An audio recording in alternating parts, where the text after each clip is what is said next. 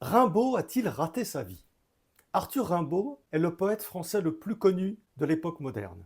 Mais l'ensemble de son œuvre, il l'a créé au tout début de sa vie. Il abandonne définitivement la poésie à 19 ans et part chercher fortune dans les colonies où il se livre notamment au trafic d'armes en Abyssinie, aux confins de l'Empire.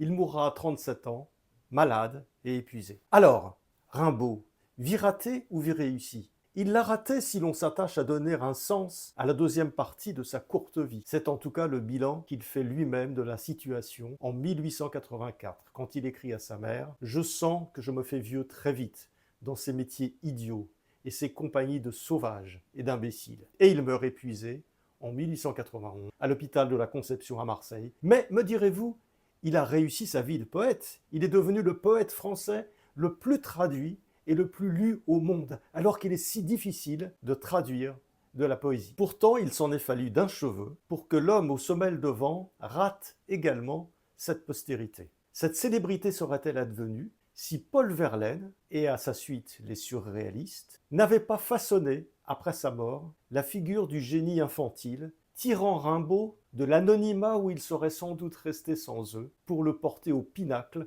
de la poésie française.